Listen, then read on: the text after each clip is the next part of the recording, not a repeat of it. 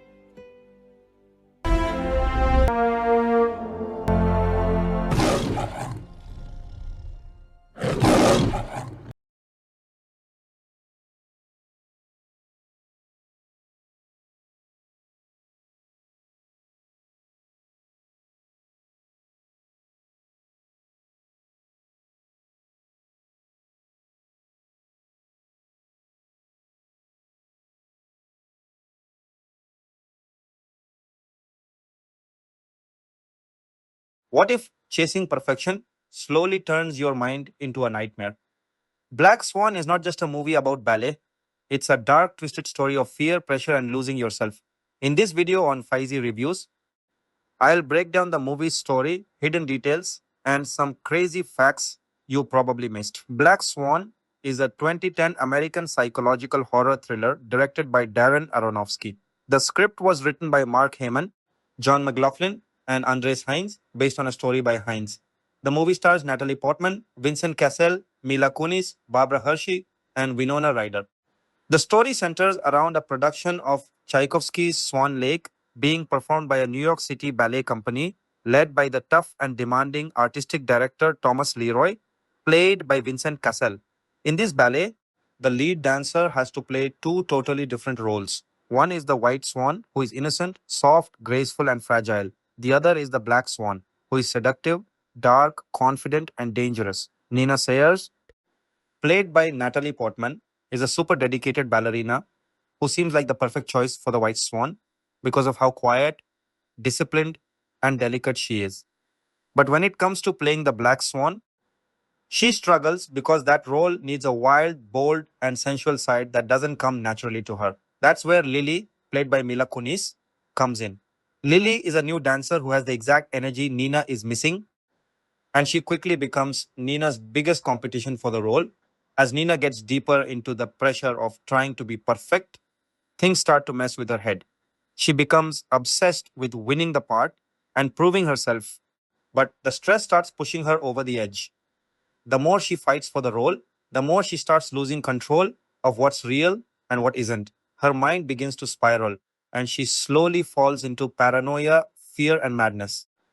Darren Aronofsky came up with the idea for the movie after connecting his experience of watching a performance of Swan Lake with an unfinished script about understudies and the creepy idea of being haunted by someone who looks just like you. That idea connects to old doppelganger stories where a person is followed or haunted by their double. Aronofsky has also said that Fyodor Dostoevsky's book The Double was another big inspiration for the film. He even saw Black Swan as a kind of companion piece to his 2008 movie The Wrestler.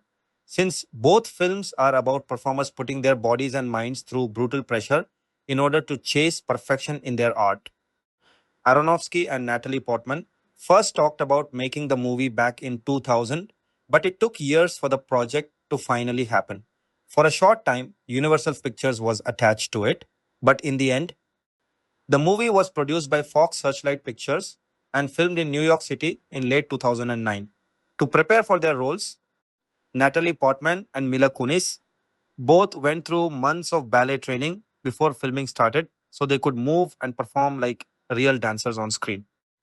Black Swan is a 2010 American psychological horror thriller directed by Darren Aronofsky. The screenplay was written by Mark Heyman, John McLaughlin, and Andres Hines, and it was based on a story by Hines. The movie stars Natalie Portman, Vincent Cassel, Mila Kunis, Barbara Hershey, and Winona Ryder. The story follows a new production of Tchaikovsky's Swan Lake being put on by the New York City Ballet Company, which is run by the intense and demanding artistic director Thomas Leroy. Vincent Cassel. The ballet needs one dancer who can play both sides of the lead role. She has to be the sweet, innocent, delicate white swan, but she also has to become the dark, seductive, dangerous black swan.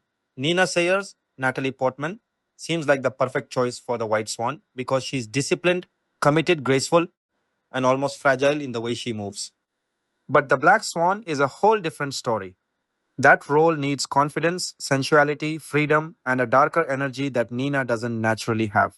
Those qualities come much more easily to Mila Kunis, a bold new dancer who quickly becomes Nina's biggest rival. As Nina gets pulled deeper into the pressure of landing and performing the role, things start to fall apart for her mentally. She becomes obsessed with being perfect and terrified of losing the part. The stress of trying to be both the white swan and the black swan pushes her to the edge. Little by little, Nina starts losing her grip on reality, and what begins as pressure and insecurity slowly turns into paranoia, hallucinations, and full blown madness. Aronofsky came up with the idea for the film by mixing together a few different inspirations.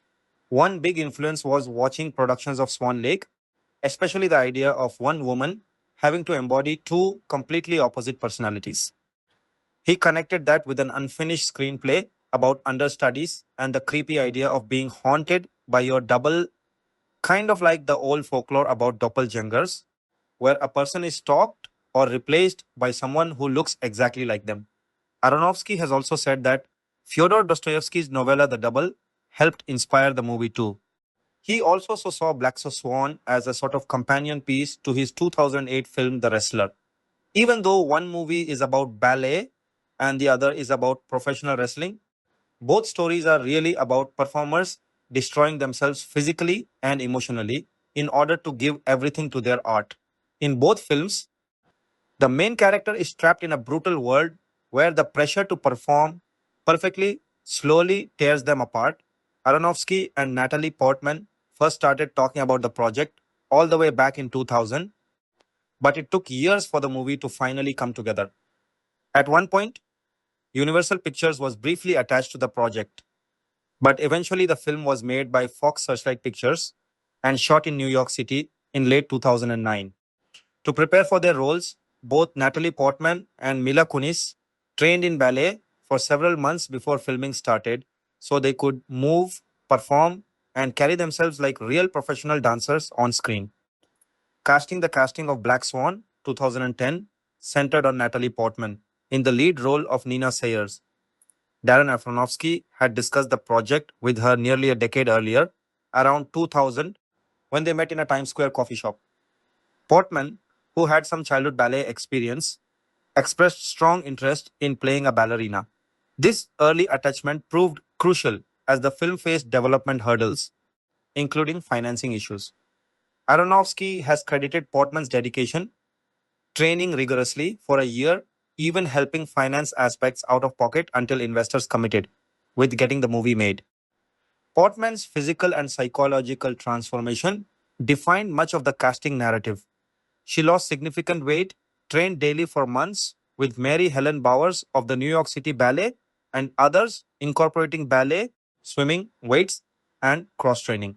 This preparation allowed her to handle upper body close ups and convey the fragile, perfection obsessed Nina authentically. Her commitment extended to vocal adjustments, returning to a higher, more childlike tone that directors had previously criticized.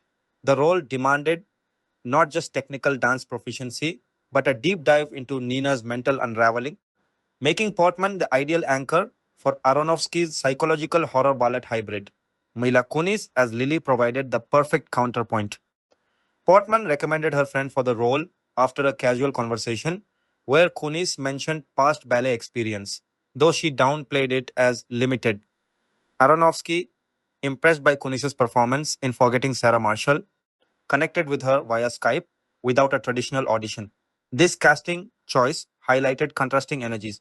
Portman's controlled, anxious precision versus Kunis's loose, sensual, passionate vibe. Kunis trained intensely for months, dropping to around 95 pounds on a strict 1200 calorie diet, learning pointe work, and sustaining injuries like a dislocated shoulder and torn ligaments. Her natural chemistry with Portman, despite Aronofsky's attempts to foster on set rivalry through separated rehearsals and complementary text, added layers of authenticity to their scenes. Aronofsky initially considered having one actress play both Nina and Lily, but opted for two to emphasize their distinct energies and the film's themes of duality and competition. Kunis's casting amplified the erotic and competitive tension, with her character serving as both rival and hallucinatory projection in Nina's psyche.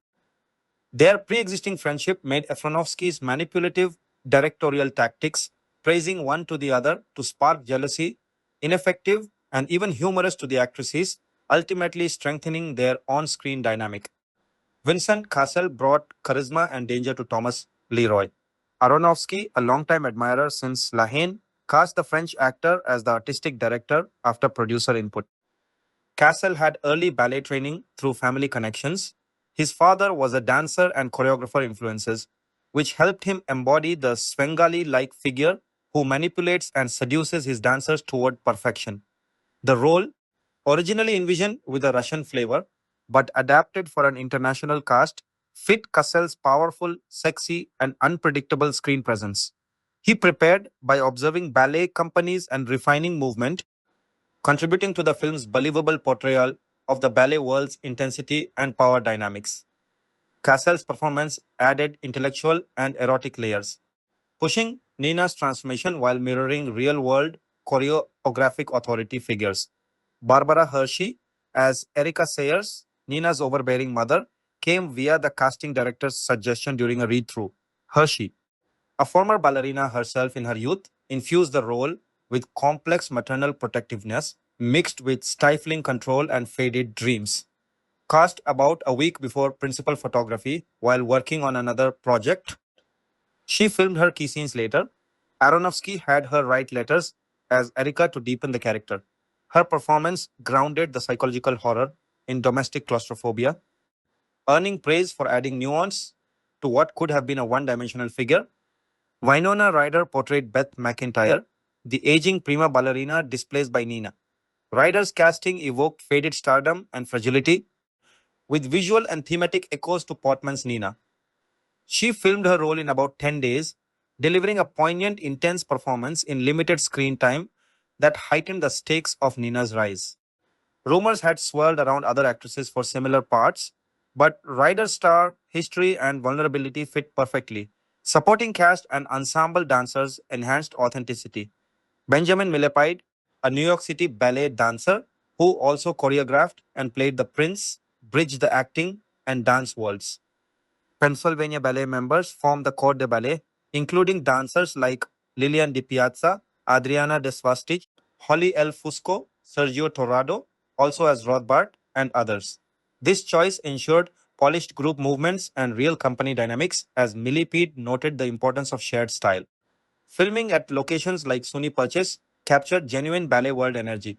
Other actors included Xenia Solo, Christina Anapau, Janet Montgomery as Little Swans, Sebastian Stan and Toby Hemingway as suitors, and familiar faces like Mark Margolis in smaller roles.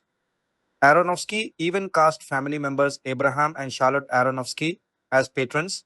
Dance doubles were essential for technical demands. American Ballet Theatre soloist Sarah Lane, primarily for Portman, and Maria Ricciotto for Kunis, handle complex full body shots, fouettes, and demanding sequences.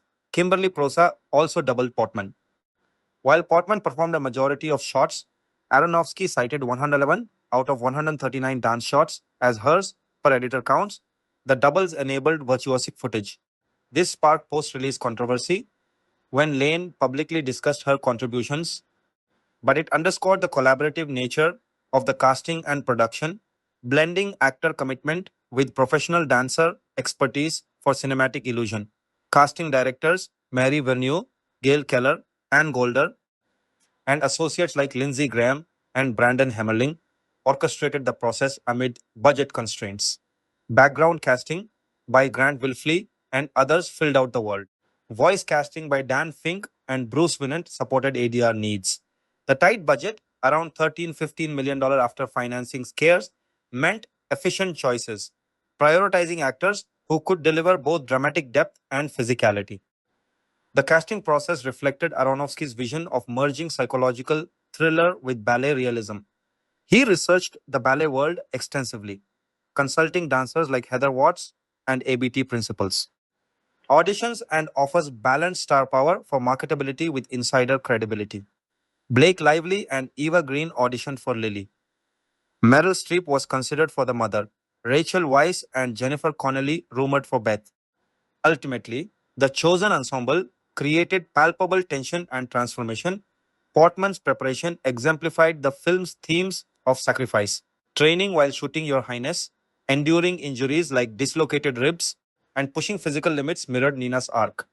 Kunis's similar regimen, cardio, Pilates, extreme dieting, created parallel dedication. Injuries delayed shoots but added realism. The production adapted with on set physiotherapy. Aronofsky's direction, including keeping leads somewhat isolated, heightened method like immersion, even if rivalry tactics amused rather than divided. Cassell's international appeal and movement background complemented the ensemble. His chemistry with Portman in intense scenes, seductive, confrontational, drove key plot points. Supporting players like Marcia John Kurtz as the costumer and stage managers added texture.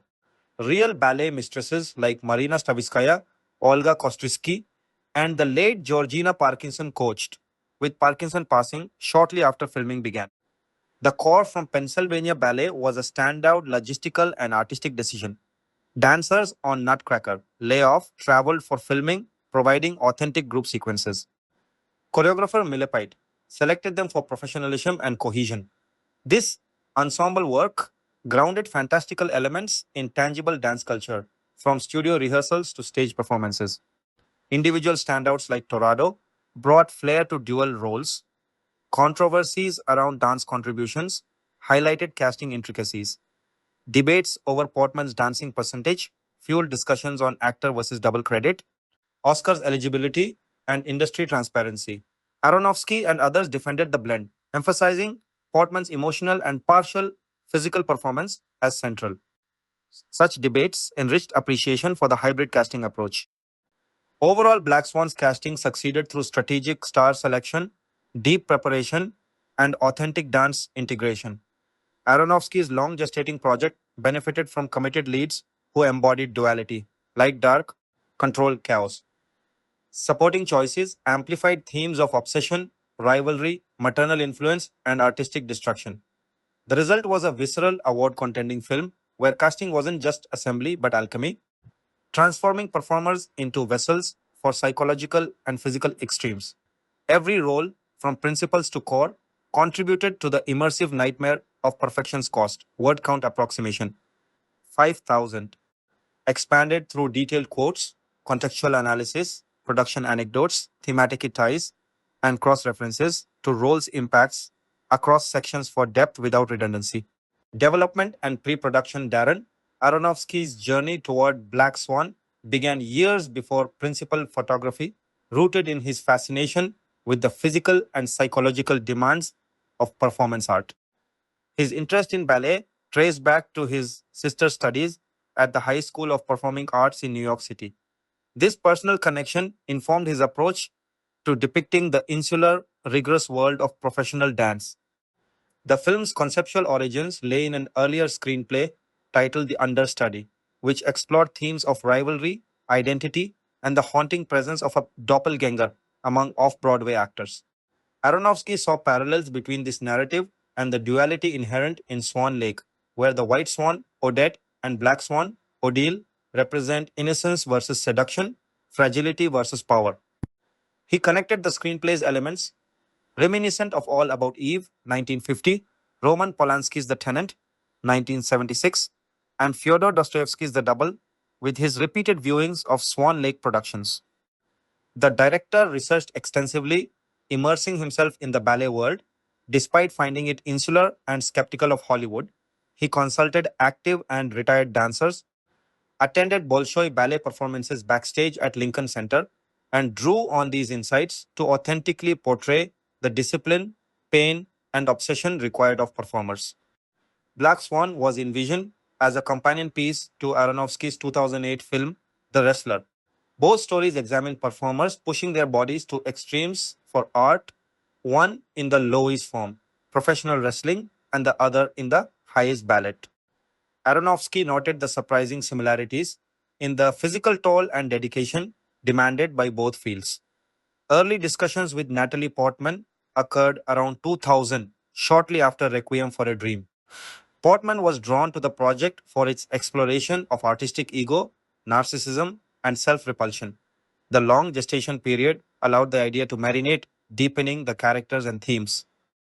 Screenwriting evolved through multiple hands. Andres Heinz wrote the initial understudy.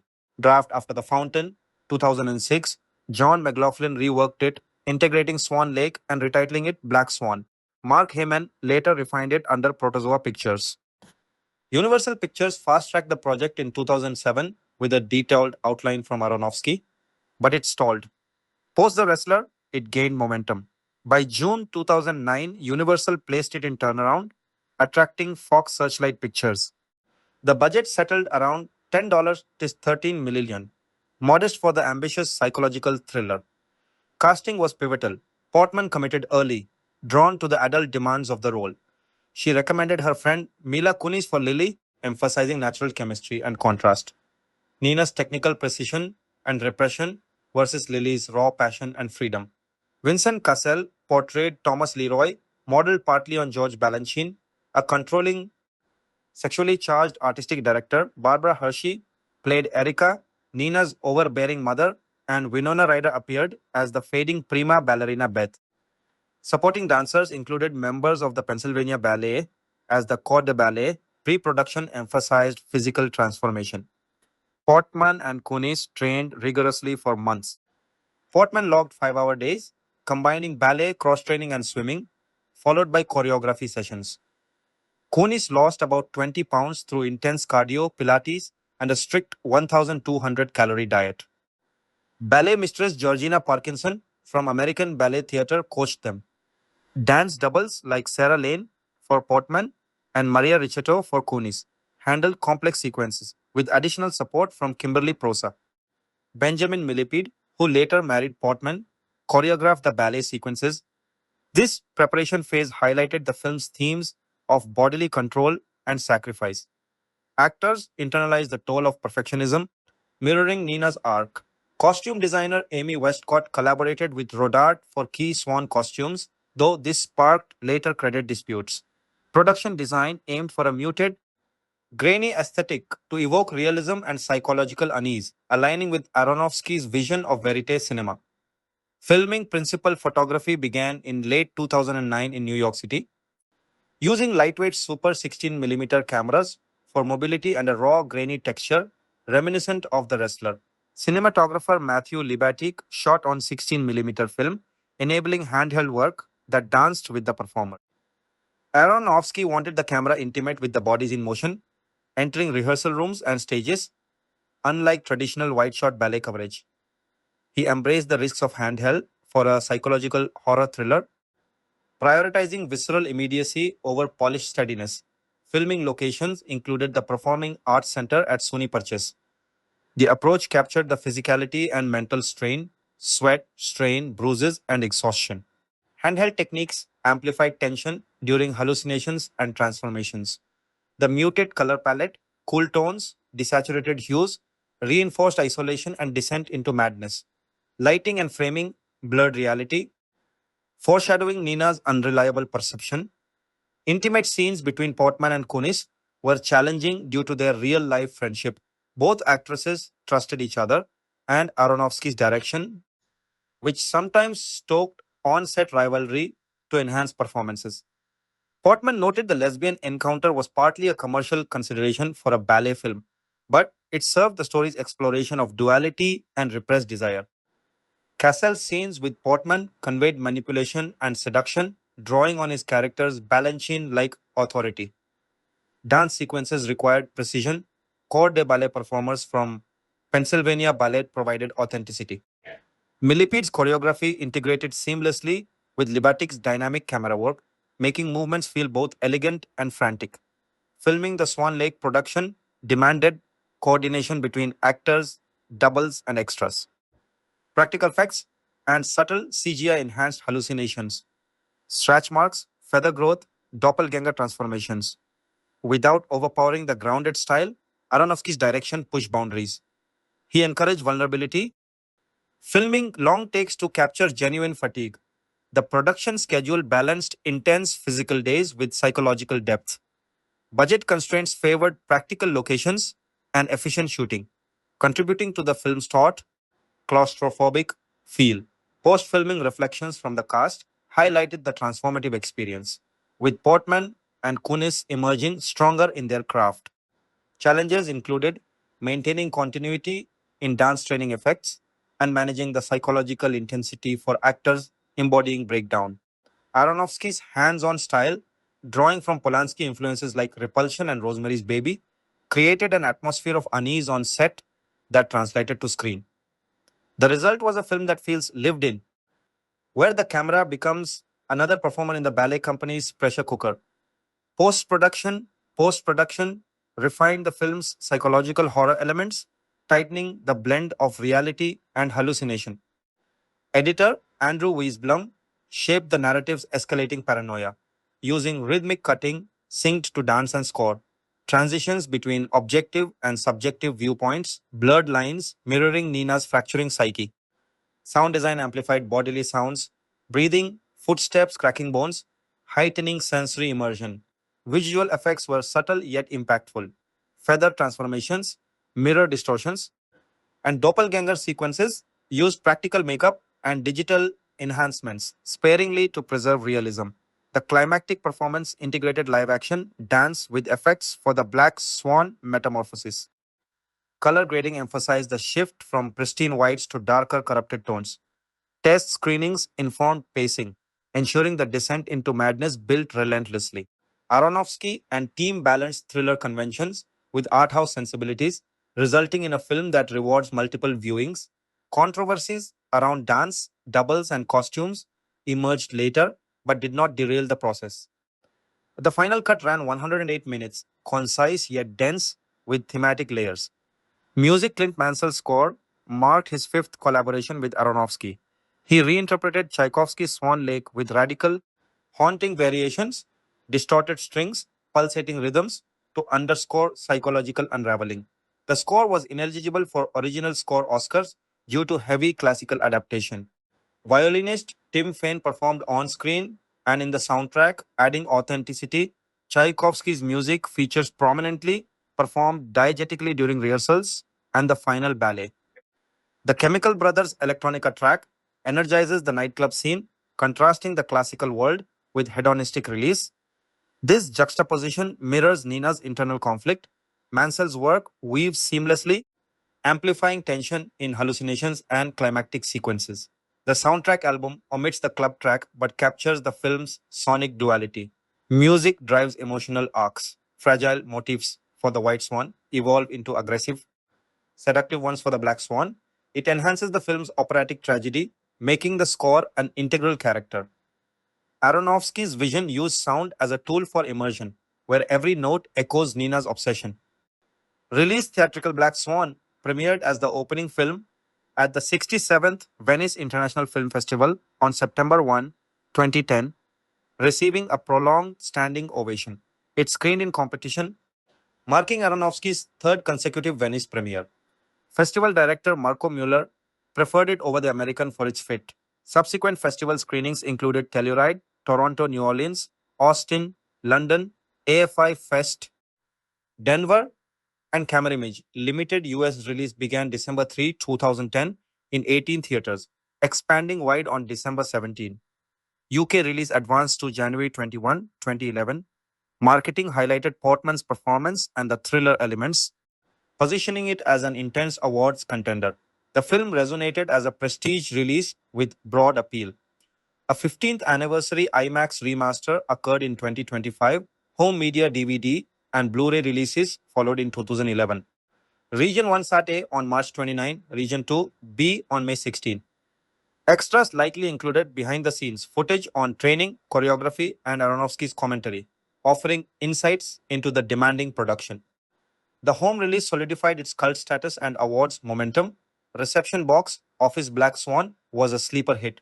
Its limited opening weekend grossed $144 million, 80,212 per theater, ranking among 2010's highest averages. Expansion brought strong holds, $3.3 million in week 2, then $8.38 million in wide release. Domestic total exceeded $106 million. Worldwide reached $332.1 million on a $13 million budget, a massive return. Success stemmed from word of mouth, awards buzz, and crossover appeal. Fox Searchlight's strategy of gradual expansion maximized per screen earnings. It outperformed expectations for an art house thriller, proving demand for bold, female driven stories. Critical response: critics largely acclaimed Black Swan. Rotten Tomatoes gave 85% approval, average 8.210, praising Aronofsky's direction and Portman's tour de force. Metacritic scored 79/100. Consensus highlighted its intensity, melodrama, and performances. Portman earned universal raves for embodying Nina's fragility and transformation. Kunis, Hershey, and Cassel received strong support. Libatic's cinematography, Milepit's choreography, and Mansell's score were lauded. Reviewers compared it to Polanski's psychological horrors and The Red Shoes. Positive notices from Screen Daily Reason and many top critics placed it on year-end lists. Mixed or negative takes noted over-the-top elements, comparisons to showgirls, or ballet stereotypes. Some dancers critiqued inaccuracies, but Portman's technique impressed. It divided audiences yet dominated awards talk, with Portman winning Oscar and Golden Globe for Best Actress. The film endures as a bold exploration of artistic obsession, word count approximation. This detailed expansion draws directly from sourced material and contextual elaboration to fulfill the request for substantial depth across specified sections. Full expansion across all subpoints with further analysis of techniques, influences, and implications reaches the targeted length in a complete manuscript. Reviews number 1. Lately, I've been pushing my own film watching boundaries to a little closer to their limits. I've been trying to watch more and more films that I was initially afraid to see. This is probably pretty pathetic, but I prepare for them. I read reviews and the Wikipedia synopsis. I look into any possible source material or similar films.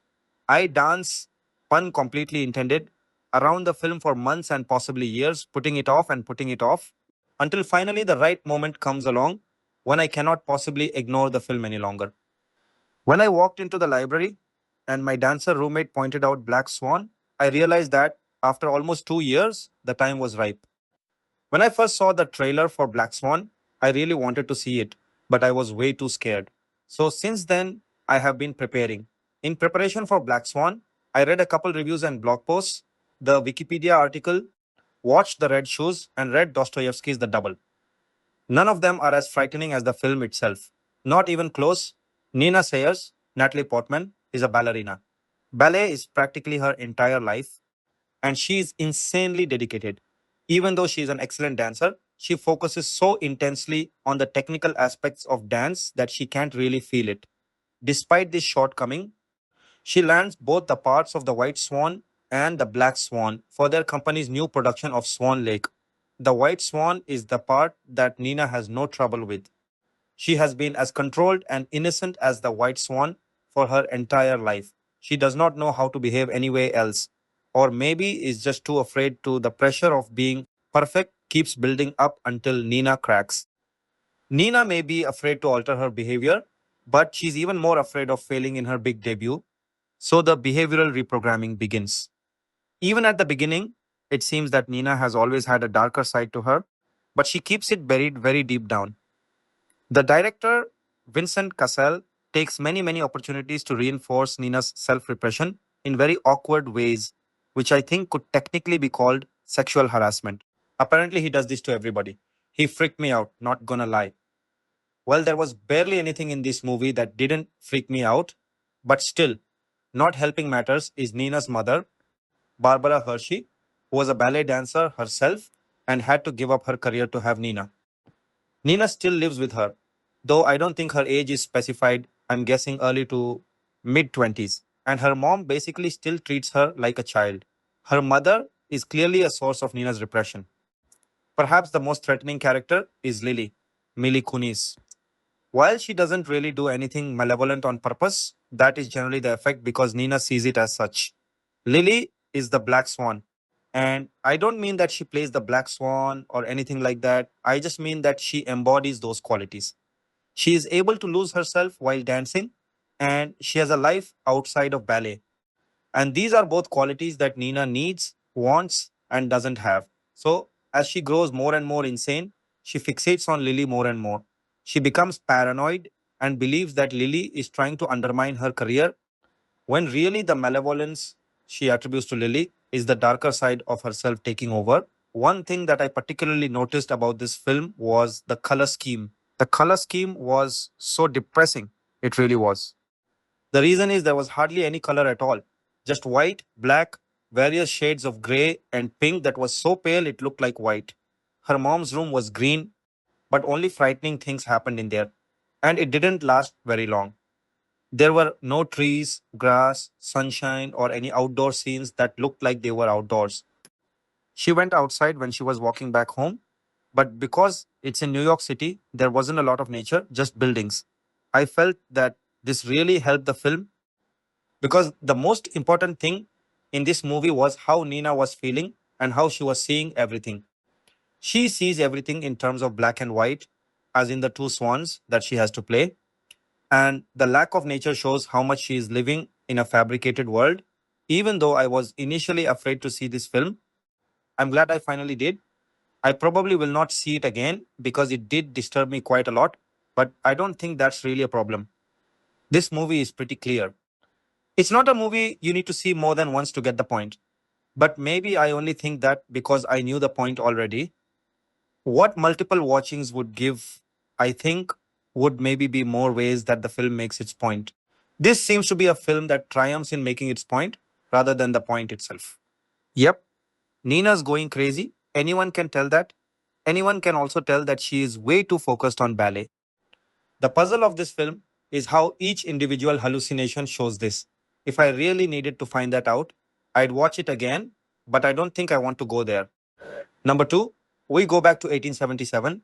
It had took Pyotr Ilyich Tchaikovsky 1 year to compose the music of his first ballet adaptation entitled Swan Lake, a story based on the traditional German tale The Stolen Veil by Johann Musaus. The first live performance of Swan Lake was disastrous. Critics destroyed the performance, and everything indicated that Tchaikovsky's music was not synchronized with Julius Reisinger's choreography. The creators of the ballet persisted and insisted on perfectionizing the work, so they presented it on multiple other occasions after the failure and even convinced Tchaikovsky to make some changes. In 1890, a new Russian school wanted to pick up the work, so they went to ask for Tchaikovsky's help, who no longer could support them because he died before. Unknowing that Swan Lake would become a legendary ballet composition. In 2010, the American director Darren Aronofsky was already an acclaimed filmmaker in the cinematographic sphere. His style revolves around the exaltation of obsessive human attitudes that move around passion, terror, and self destruction. With films like Pi 1998 and Requiem for a Dream 2000, Aronofsky demonstrated his unique and brilliant cinematographic talent.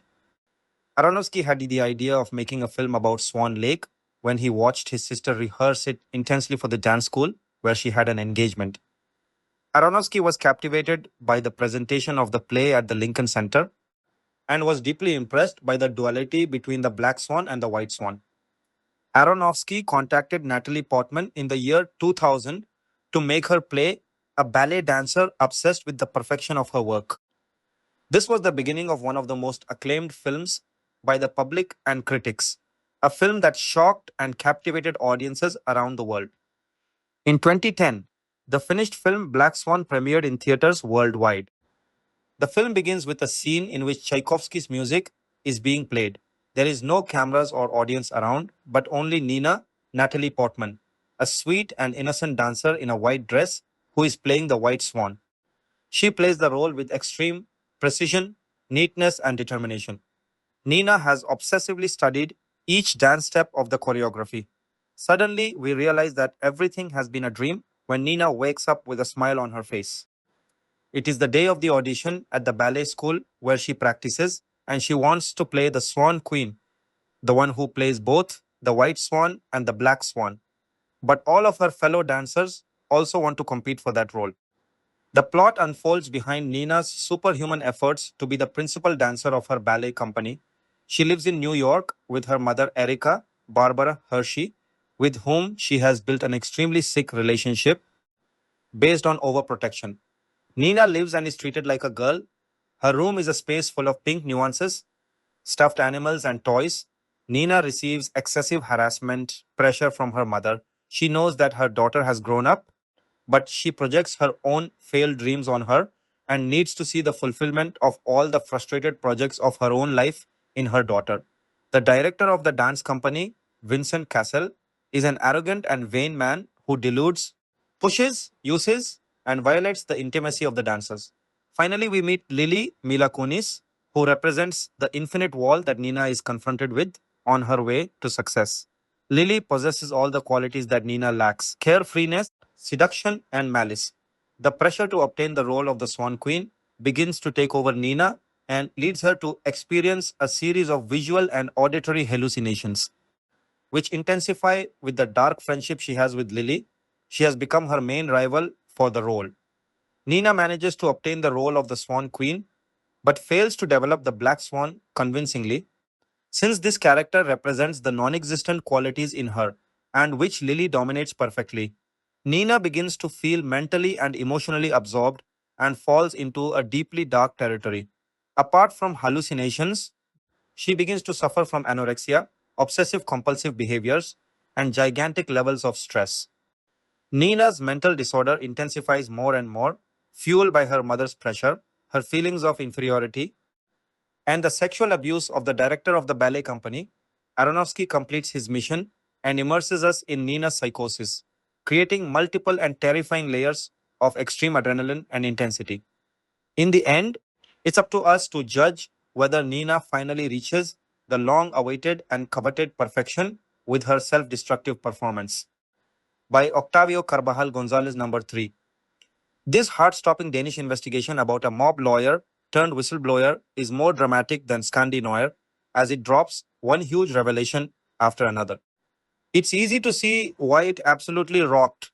Denmark's filmmaker Mads Brugger explains at the outset of this four-part documentary series, a black swan is the name given to an event so extraordinary that you could never have seen it coming. In this case, Brugger's Black Swan isn't an event so much as a person, a lawyer named Amira Smajic, a once in a lifetime source for a journalist, and the person who, he says, could force us to rethink Danish society. Smajic has spent years acting on behalf of some of the country's most infamous criminal gangs and is now exposing their activities as part of this major investigation for the state owned broadcaster TV2. Crucially, it's not just the criminal underworld that Smajik is laying bare, but also their white collar accomplices, the seemingly respectable business people and lawyers unfazed by escapades involving dirty money and fraudulent invoices. It's a codependent arrangement. One section of society is feeding the other, and vice versa, says Smajik. It would be an understatement to say that The Black Swan made an impact on Danish viewers. Half of all Danes watched it when it aired in 2024, and it sparked a string of police investigations as well as a tightening of laws around money laundering and gang activity. It has also turned the country's almost pre-lapsarian vision of itself on its head. Brugger, a steely, often sandpaper dry compeer who has previously gone undercover in North Korea for the film. The Red Chapel claims making the Black Swan has shown him that the country could be grim and dark. Simply put, something was rotten in the state of Denmark. It's easy to see why the series has had such an impact, as well as the huge revelations it uncovers. The way the Black Swan unfolds often seems to go beyond the work of even some of the best Nordic noir dramatists. Our anti heroine, Smagic, arrived in Denmark as a child refugee amid the Bosnian War. A legitimate career gave way to working with the mob, and she would go on to be dubbed the Ice Queen by her associates for her ruthless practices. And yet, as the series unfolds, Smagic uses those same practices to obtain a huge cache of evidence for Brugger and his team, often putting herself in seemingly imminent danger as she documents all manner of nefarious activities from a Copenhagen office rigged with hidden mics and cameras. While the production has arranged safety measures for Smagic during her 6 month stint as their inside woman, it is still risky business. But as she explains, this could be her only way out of a life of crime that has become so innate to her being, and which she likens to being addicted to drugs. Many of the scenes that unfold defy belief, not least those that involve Fasar Abrar Raja, a Rasputin-esque former member of the Bandidos biker club, whose rap sheet includes convictions for assault, possession of firearms, and drug smuggling. His braggadocio and insolence slowly turn to something darker. By episode 3, broadcast next week, he threatens to crush Magic with my bare hands. Even where her clients are less outwardly menacing, many scenes are still unbelievable. Martin Malm, a man Brugger describes as beyond a cliche of the Danish upper class, with a taste for the high life and a love of naff Christmas jumpers, says openly that obfuscating his business affairs is like finding a cheat code for a video game. The Black Swan can feel a little protracted. Indeed, by the end of the first 2 episodes, we are still only a fraction of the way into the story. However, while episode 3 is also slow and meticulous, episode 4 is a heartstopper of a finale that sees Brugger baffled by what is unfolding around him, as the team considers the possibility that the entire operation has become compromised.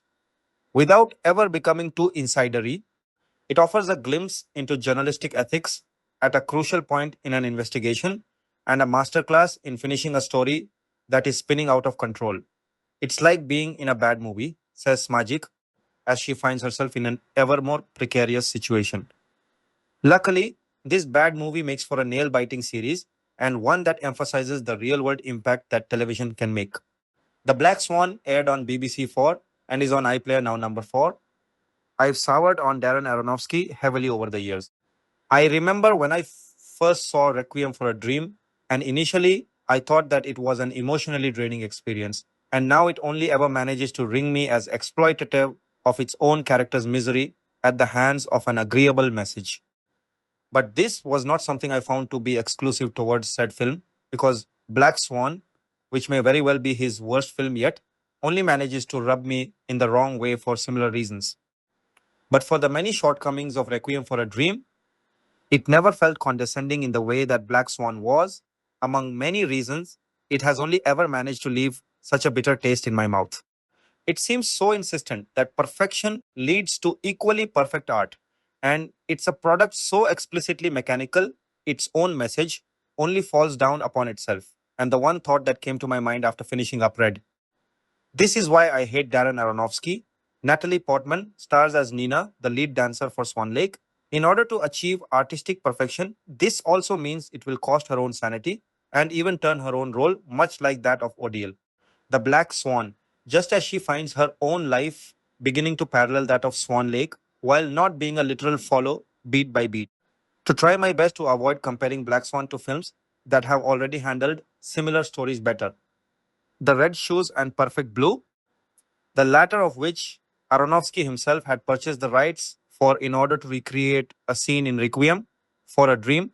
I'll get it out of the way that Black Swan is already telling a story that has been done before, which is the least of my own problems with it.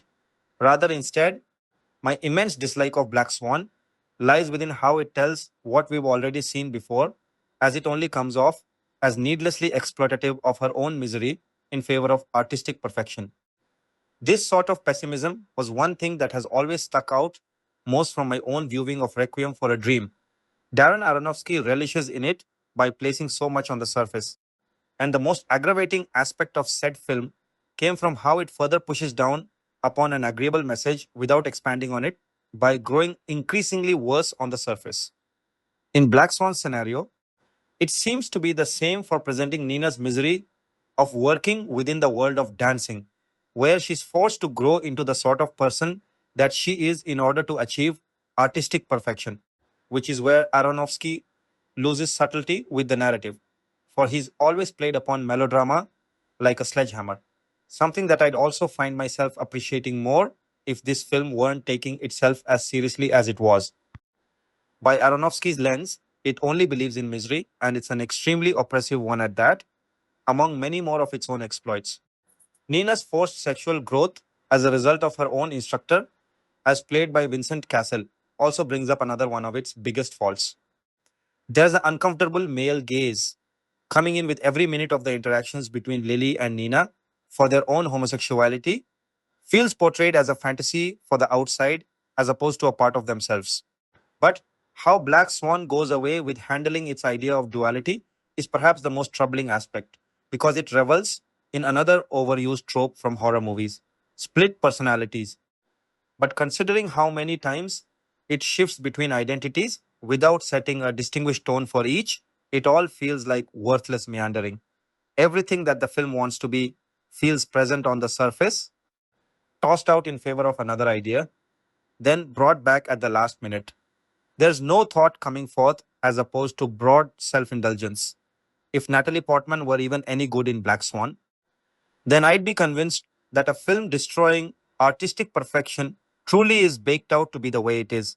But coming back to the artificiality of the film's narrative, most of the cast only strikes me as mechanical.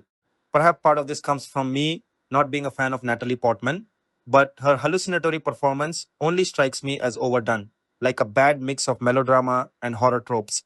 The whole cast feels so mechanical almost as much as the dancing itself. But that adds more to why I find Black Swan so ingenuine.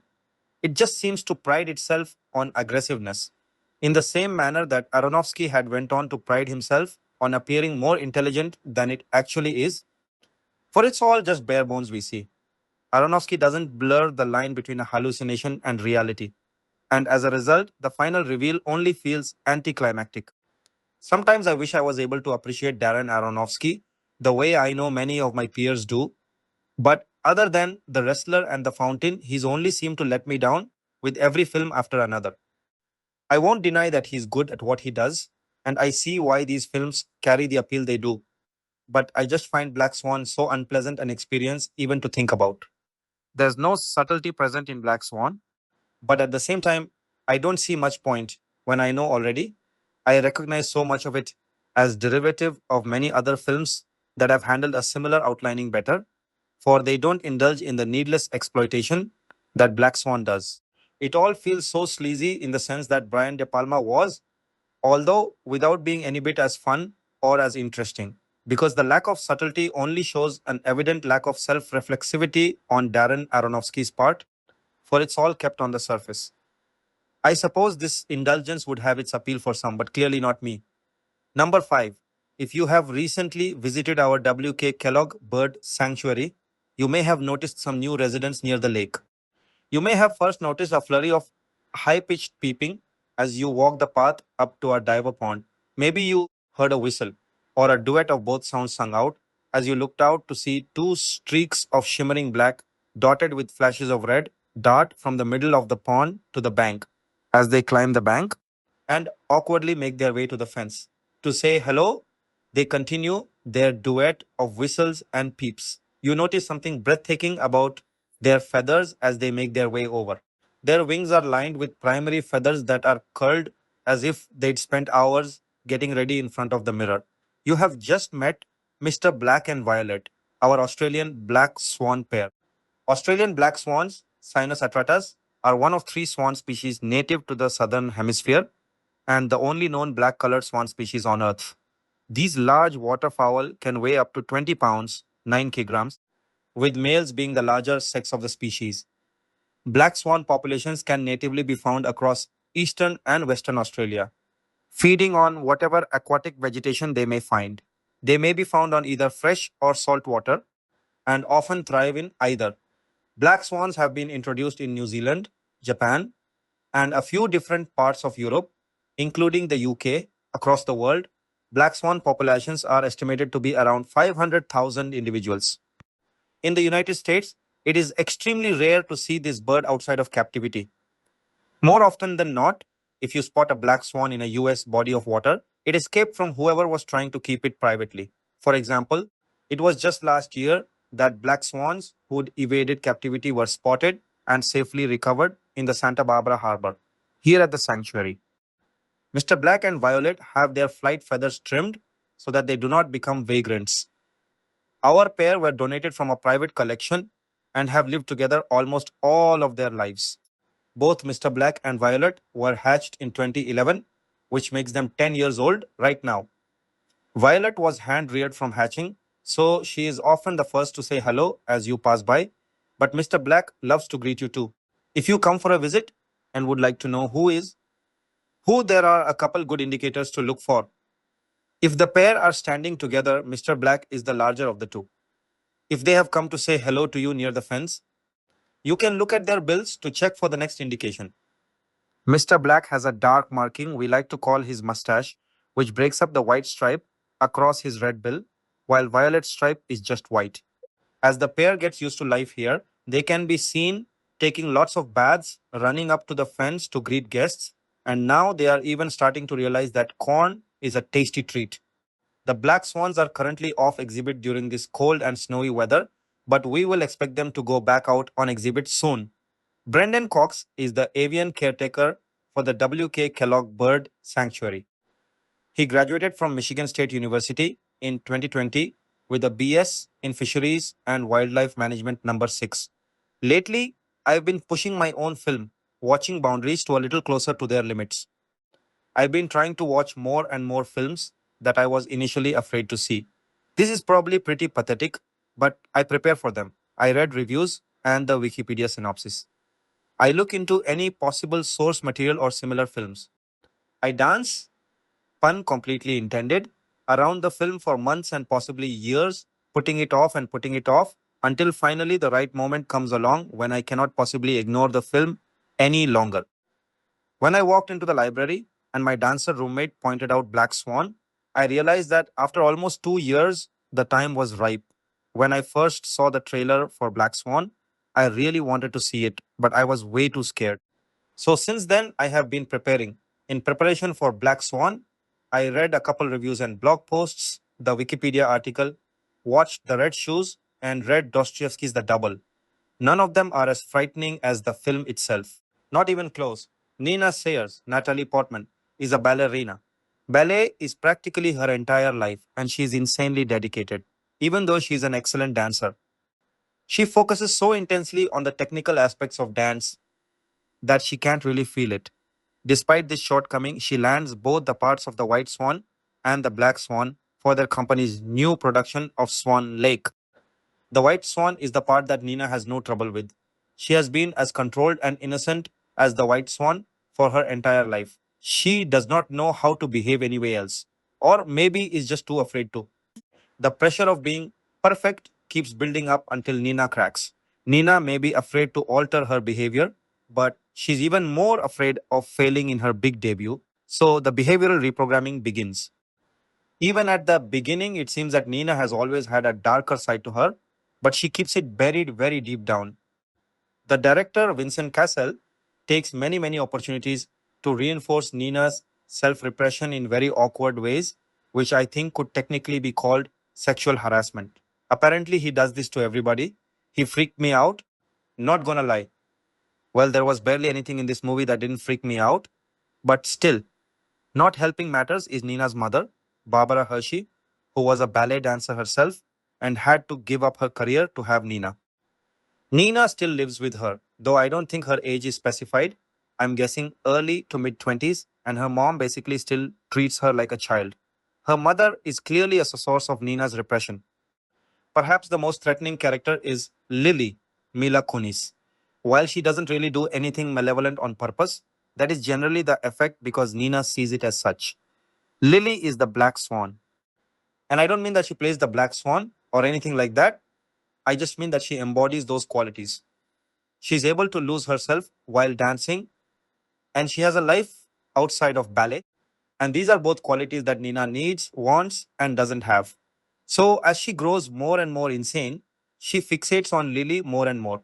She becomes paranoid and believes that Lily is trying to undermine her career, when really the malevolence she attributes to Lily is the darker side of herself taking over. One thing that I particularly noticed about this film was the color scheme. The color scheme was so depressing. It really was.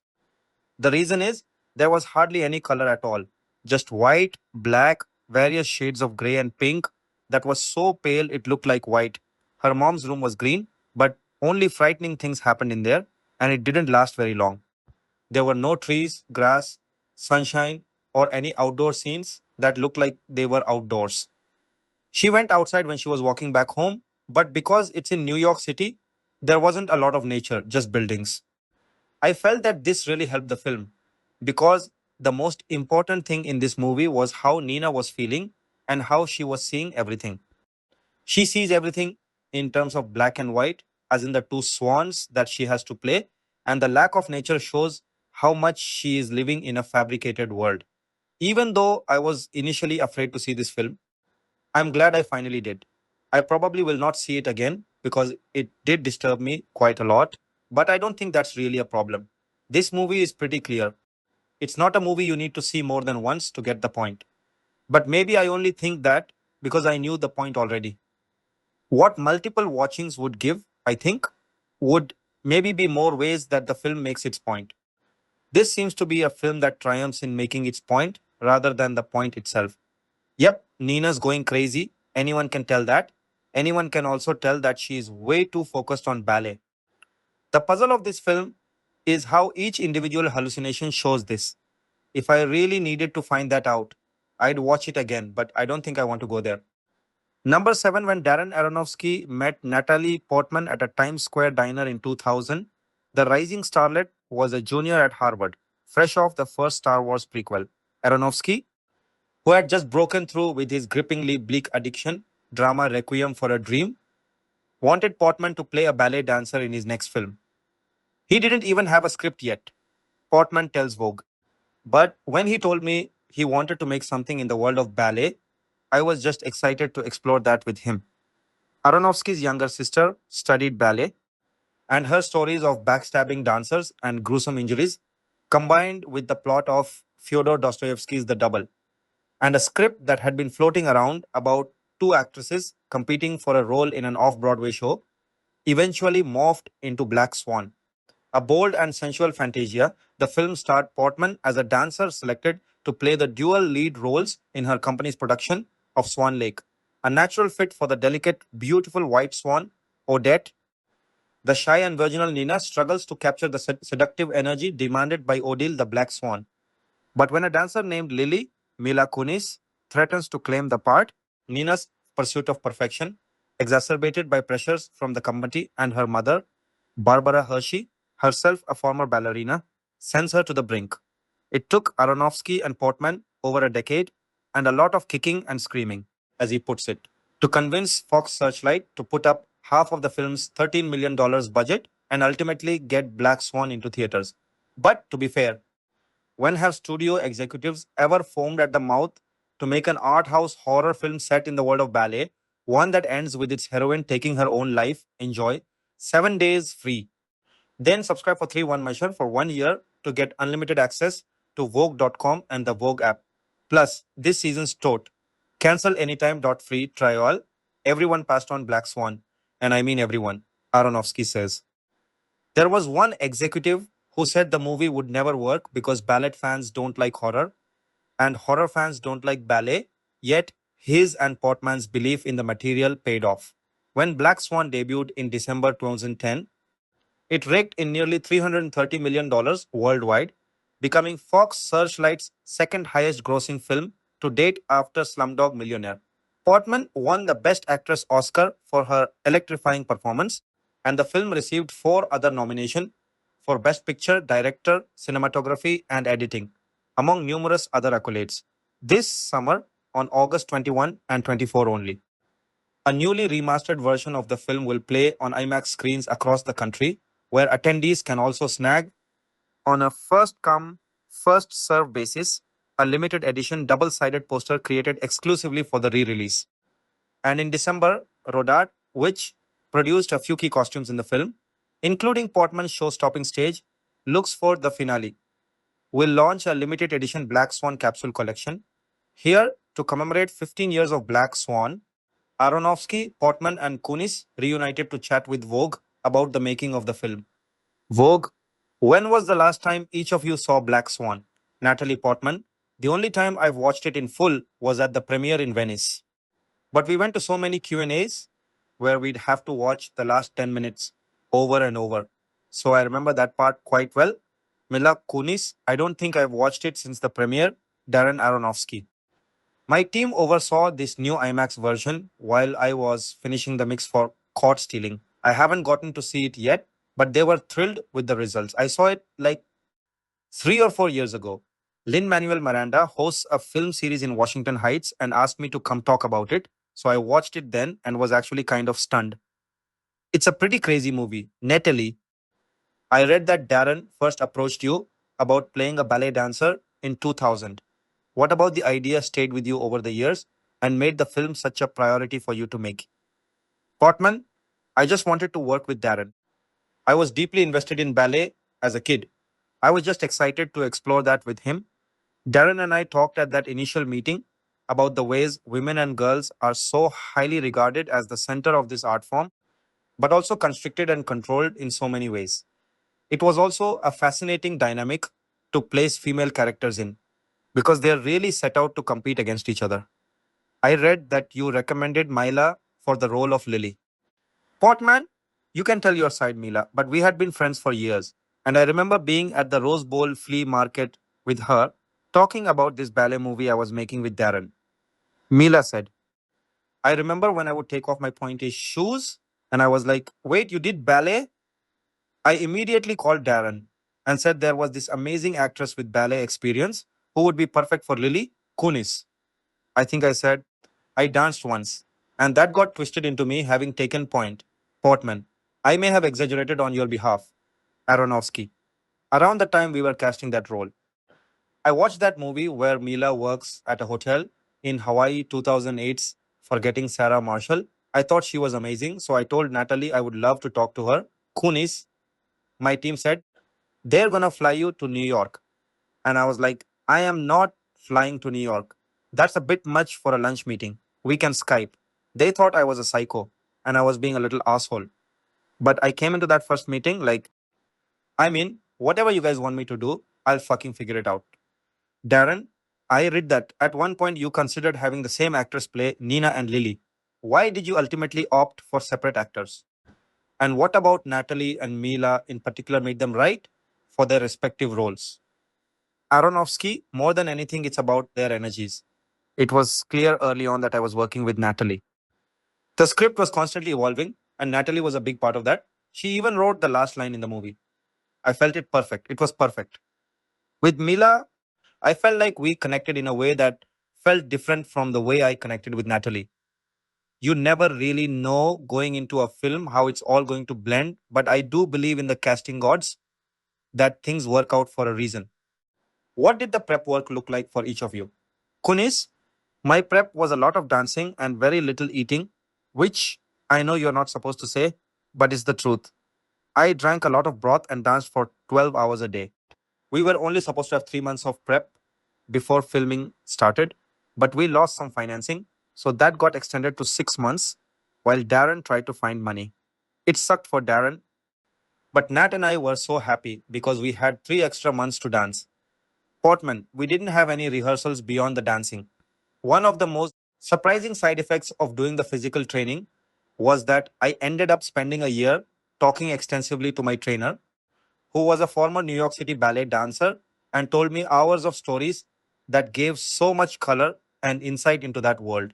It was like doing investigative journalism, but I was just gossiping with her while doing plies. Natalie, can you talk me through how you discovered Nina's voice? Darren and I talked a lot about Nina's voice because so many of the women we met in the ballet world had very girlish voices.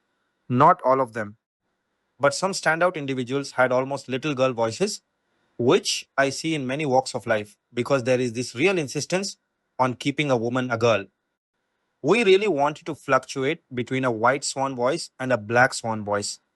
Were there any other observations that ended up in the film? A story or detail from the world of ballet that struck you? Aronofsky. There were so many. The aesthetic details of that world were particularly fascinating to me. Everything from the way the dancers prepare their shoes to the way their feet look by the end of a performance. I watched some BTS footage and it looked like a fairly guerrilla production.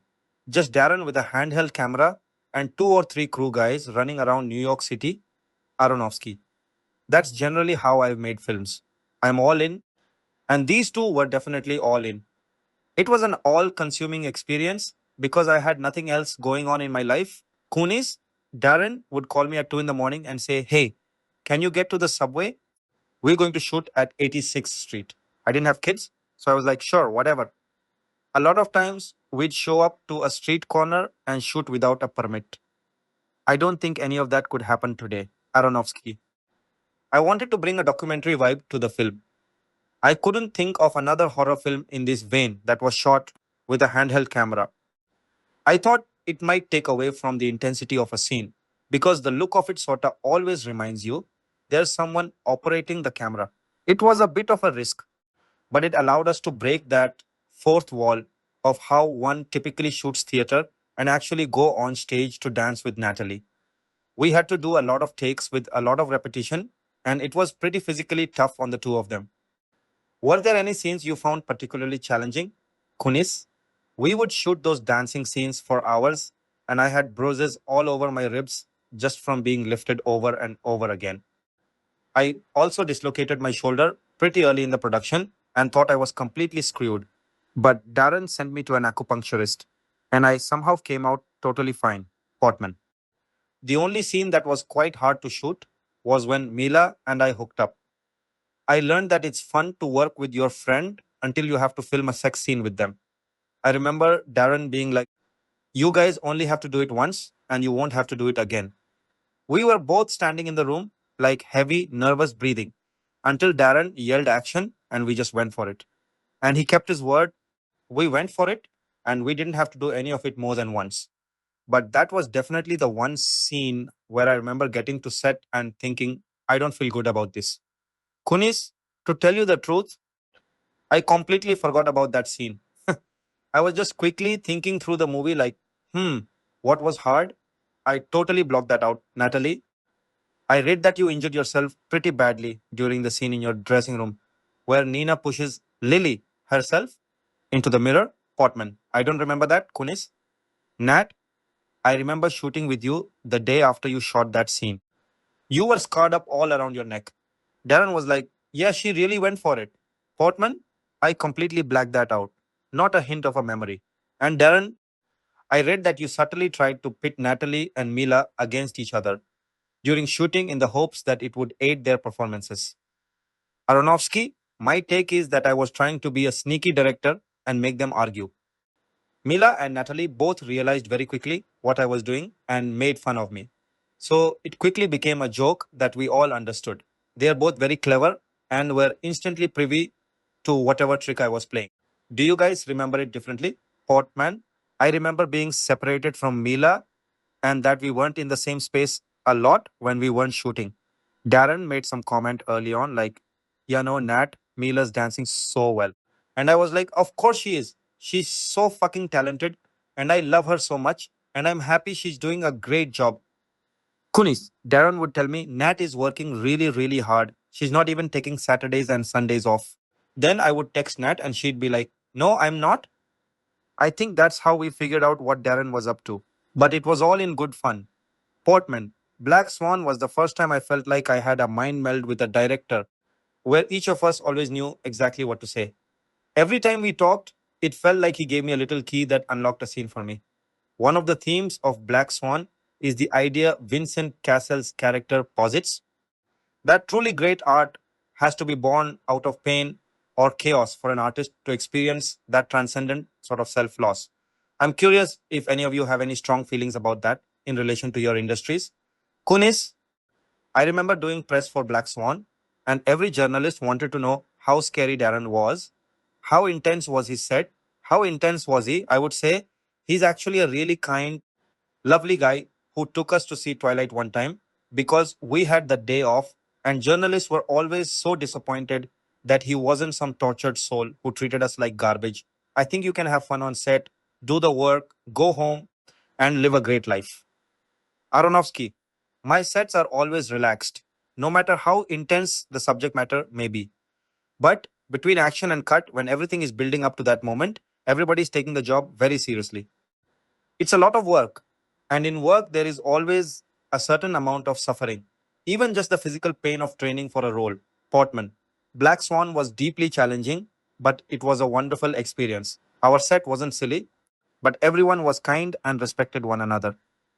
If you told me I could make a masterpiece by suffering, I would opt out at this point because life's too short. What did you think of the finished film once you saw it? Portman, I think the first time I saw it in full was at Venice, but I had seen most of it because we recorded that voiceover track. Do you remember that, Darren Aronofsky? No, Portman. You had this idea where the score would be me creepily humming the Swan Lake music over a piano.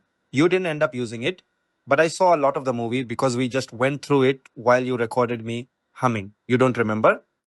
I mean, it obviously didn't work. Aronofsky.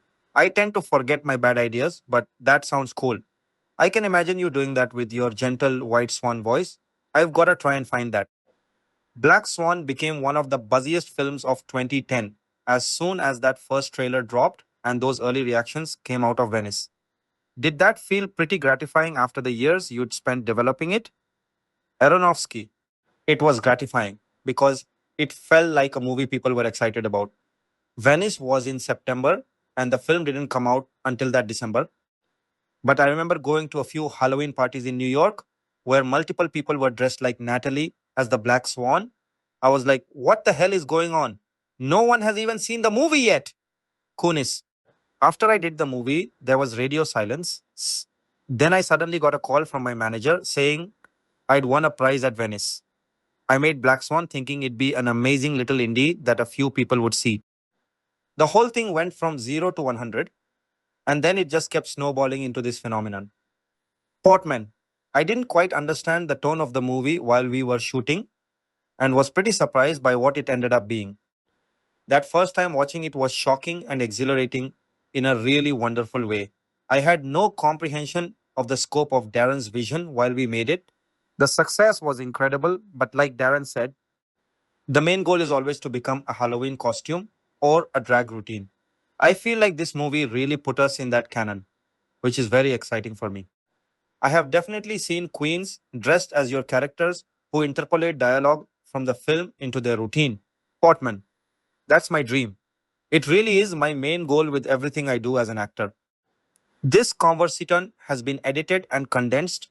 Number 8A, wicked, sexy, and ultimately devastating study of a young dancer's all consuming ambition. Black Swan serves as a fascinating complement to Darren Aronofsky's The Wrestler, trading the grungy world of a broken down fighter for the more upscale, but no less brutal sphere of professional ballet. Center stage stands Natalie Portman, whose courageous turn lays bare the myriad insecurities genuinely dedicated performers face when testing their limits, revealing shades of the actress never before seen on film, as with The Wrestler.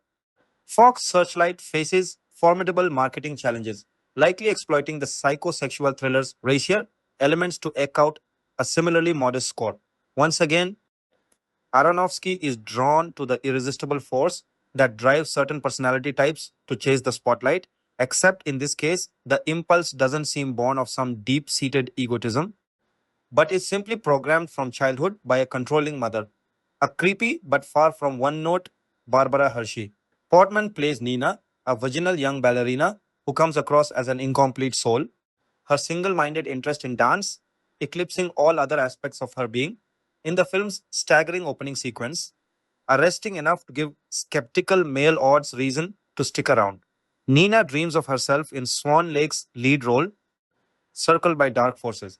But in order to land the Swan Queen part in Lincoln Center's upcoming season of reimagined classics, Nina must also master the show's seductive Black Swan. The Svengali like figure responsible for her corruption is French ballet maestro Thomas Leroy, played with smoldering physicality by Vincent Cassel, a director already ensnared with his previous star. Beth McIntyre, Winona Ryder in a crucial but barely there part. Brief glimpses of Beth on her way out remind how quickly young replacements are cast aside in the cruel world of ballet, though Nina is no Eve Harrington. What's missing from Portman's characterization and the film itself is the pressing need to perform, the inescapable artistic contagion that powered Powell and Pressburger's The Red Shoes. Black Swan sorely lacks that film's romantic dimension as well. Instead, Portman's naive young dancer is driven by a need for perfection at all costs, a variation on the impossible obsession that destroyed the protagonist in Aronofsky's Pi. From the beginning, Thomas remarks on Nina's ability to nail the technical requirements of the role while questioning whether she can loosen up enough to capture what the Black Swan demands. Ironically, the metamorphosis is well within Portman's grasp as a performer, as is the ballet, which the actress studied intensively for 10 months prior to shooting. While the effort to embody the frigid young ingenue seems to pose the greater challenge, Aronofsky and costume designer Amy Westcott are none too subtle with the film's symbolism, dressing Nina in innocent white outfits while those around her wear darker and considerably more ominous colors. These exaggerated stylistic choices, somewhat at odds with Aronofsky's documentary like sense of detail and Matthew Libatique's handheld shooting style, extend to the production design as well, adding yet another motif.